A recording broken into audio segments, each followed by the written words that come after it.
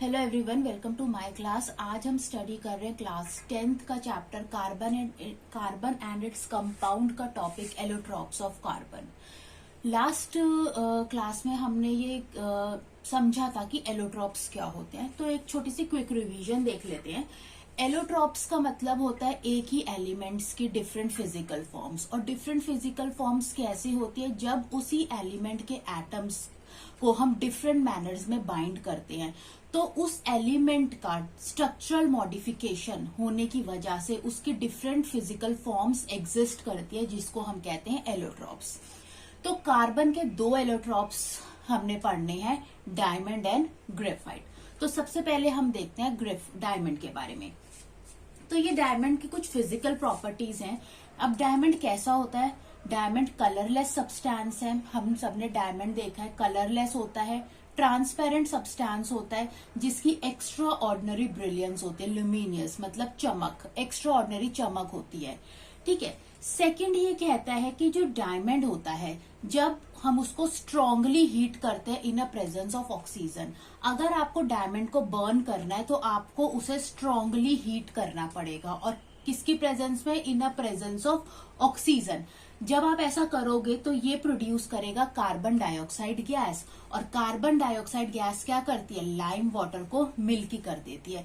ये किसका टेस्ट था? टेस्ट था कार्बन और उसके कंपाउंड्स का, कि जब भी कार्बन या कार्बन के कंपाउंड्स को हम ऑक्सीजन में बर्न करते हैं तो वो कार्बन डाइऑक्साइड प्रोड्यूस करते हैं, और ये कार्बन डाइऑक्साइड क्या कर देती है? लाइम वाटर मिल्की कर देती है।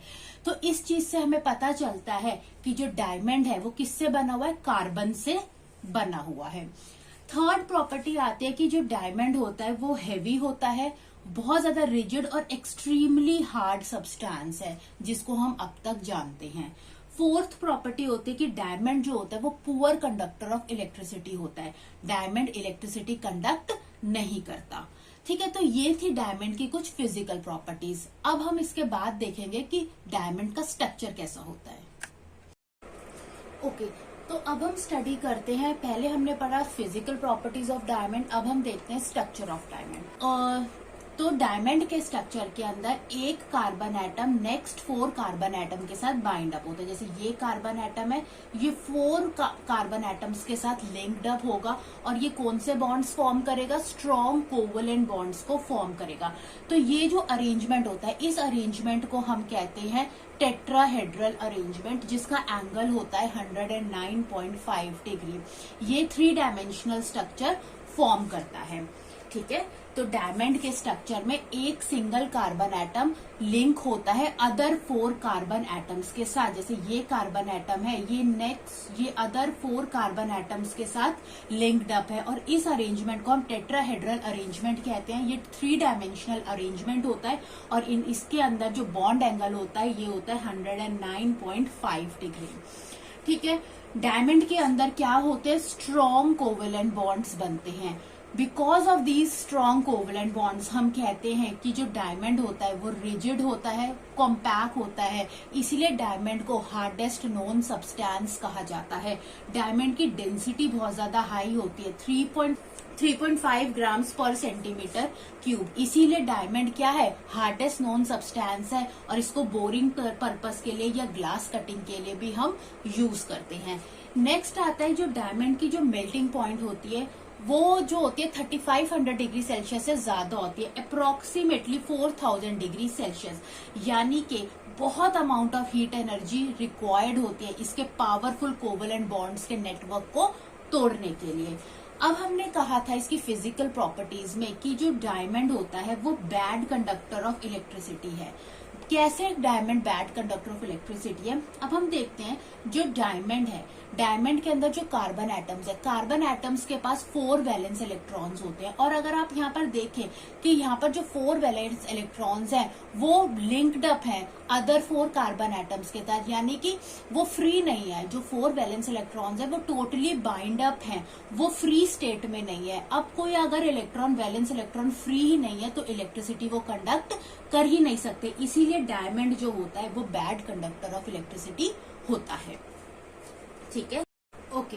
अब हम कार्बन का सेकंड एलोट्रॉप पढ़ेंगे, जो कि क्या है? ग्रेफाइट। ग्रेफाइट की कुछ फिजिकल प्रॉपर्टीज हैं कि ग्रेफाइट का कलर क्या होता है, ग्रेफाइट ग्रेइश ब्लैक कलर का होता है।